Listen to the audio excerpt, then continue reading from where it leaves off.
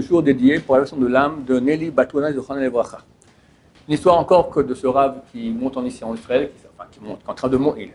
Il est né en Israël, mais en train de monter. C'est une nouvelle star, Bezrat Hashem, c'est le Rav Chaim Zaïd.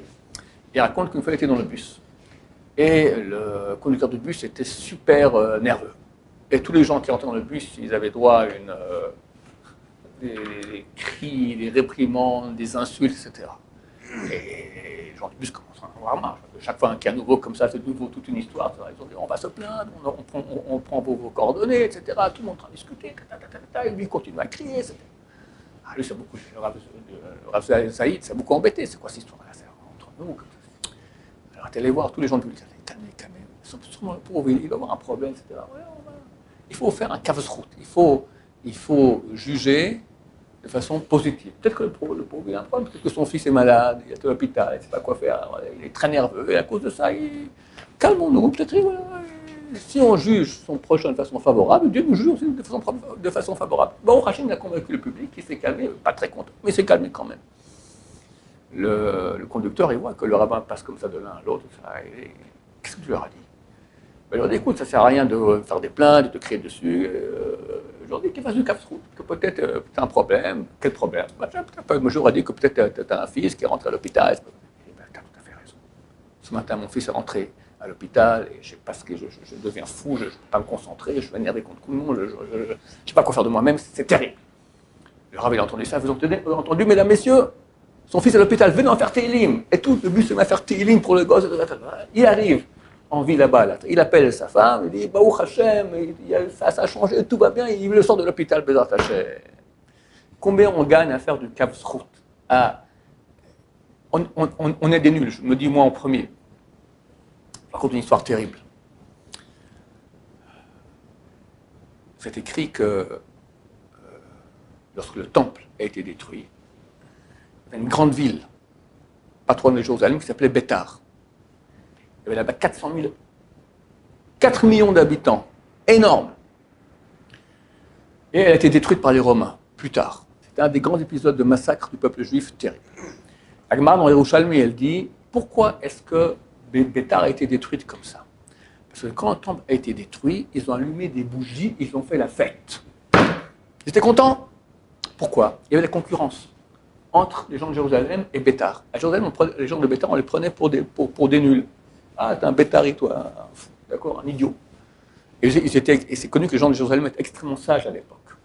Les gens de Bétar avaient des complexes. Lorsqu'ils ont vu Jérusalem flamber, ils sont tout contents. Ben voilà, c'est bien fait pour eux et on fait la fête. Ça, c'est un texte qu'il faut pas oublier. Pourquoi? Parce que chacun de nous, on a une tendance, quand on voit dans un certain domaine qu'on n'a pas très bien réussi, quelqu'un réussit mieux que nous, on a une jalousie. Et si après tout coup, pif, il a reçu un petit trou sur la tête, on est un peu content. Ben oui, évidemment, extérieurement, le pauvre, machin, mais ça nous fait une petite joie intérieure. Tout le monde a ça. Et c'est faux. C'est faux. Ça, c'est la paracha de la semaine. Caïn et Hevel.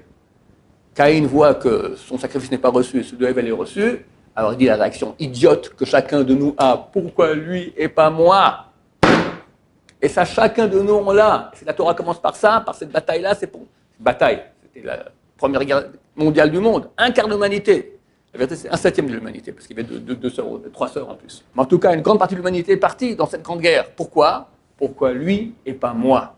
Ça veut dire que chacun de nous, maintenant, quelque part, il aime voir le mal chez les autres. Chazal compare ça aux mouches. La mouche, elle va jamais où c'est propre. Il n'y a pas de mouche. Quand c'est sale, il vient il se pose pas de chaque fois qui est sale. On aime voir la saleté chez les gens. Et c'est faux, et c'est quelque chose qui est très ancré en nous. Ça provient de la création du monde, de Caïn et Hevel. Il faut changer ça. Comment on fait? Quand on voit maintenant un acte mauvais chez notre prochain, on va essayer de le juger favorablement. Le pauvre, ça il y a un problème, le voir le bien qu'il peut y avoir.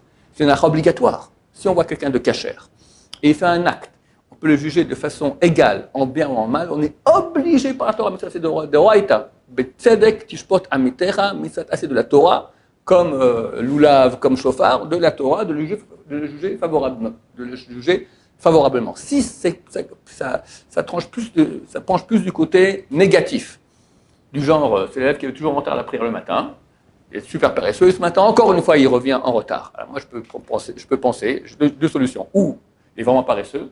Non, certainement, toute la nuit, il a étudié à fond, comme ça, il a fait aider la veuve et l'orphelin, et maintenant, donc, il a un peu de peine à se lever. Mais tel que je le connais, 99% de chances qu'il est paresseux. Alors, j'ai le droit de le juger défavorablement, mais j'ai une mitzvah, c'est une mitzvah, midat chasidut, une mesure de piété, c'est pas obligatoire, mais c'est bien de le juger favorablement. Si c'est un tzaddik, c'est un type super bien, super cachère, alors même si ça penche plus vers le côté négatif, obligation de le juger favorablement. Donc c'est une mitzvah que Dieu nous demande, pour enlever de nous cette recherche du mal chez les autres, que Dieu nous aide à voir que le bien, comme ce qu'on sera bien aux yeux de Dieu aussi, même quand on aura du mal, eh ben Dieu va nous juger aussi favorablement. C'est clair? Plus on va le faire, plus Dieu se comportera avec nous de cette façon. Baruch Adonai, l'olam, amen va amen.